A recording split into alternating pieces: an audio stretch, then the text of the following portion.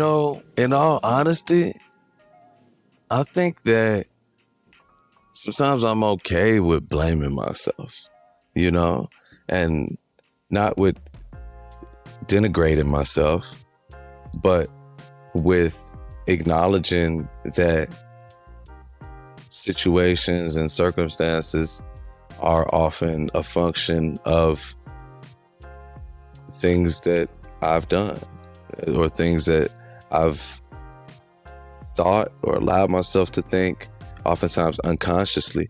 And I say that because I spent a lot of time working on transforming and revolutionizing my thought processes. And I spent a lot of time on the intentional thoughts, like gratitude. I even have a new little trick that I'm giving myself for gratitude right now, which is every time that I go on Instagram, like kind of subconsciously, that I want to write down one thing I'm grateful for. And I just try to keep these thoughts in rotation in my mind, like thanking God for my success, thanking God for my victory.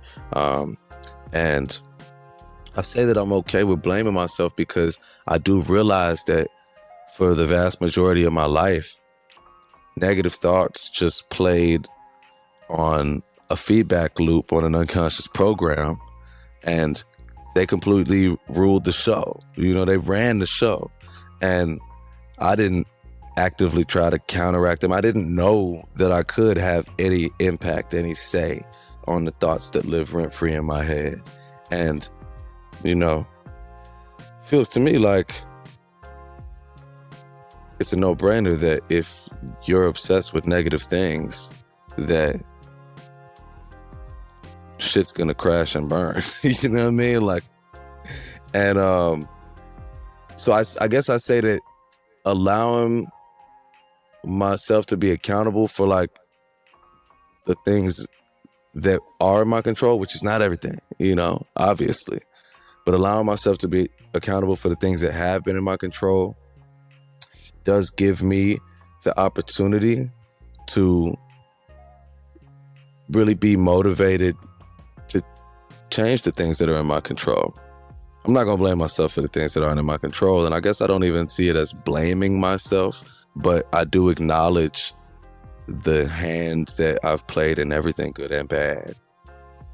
Can you give me an example of something that you discovered about yourself and you were saying well, I see this thought process and here's where it came from and here's the effect it's had on me, and now I'm going to make the following changes to that? Yeah, suicidal ideation for sure. That's something that just existed for me from my earliest memories, and from that notebook I was telling you about when I was a small child.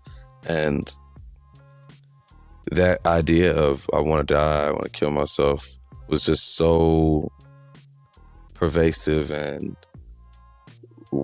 snuck its way into my life at so many points in time. But I let it just fester oftentimes. You know what I'm saying? I'd be sitting on a plane. I was thinking about this the other day as I was flying back here to Chicago from LA. You used to just sit on the plane, be in first class, just wishing the plane would crash and just fantasizing about that. And just let it keep happening, let it go. And it becomes a snowball effect and just get out of control, And honestly, no matter what I'm dealing with at this point, no matter how much feels like it's just stacking up and tossing itself at me, I make a point to not allow that shit to go on repeat. And I will consciously repeat statements of power and affirmation or acceptance or gratitude in my mind, as opposed to letting something like that just run. It's too dangerous.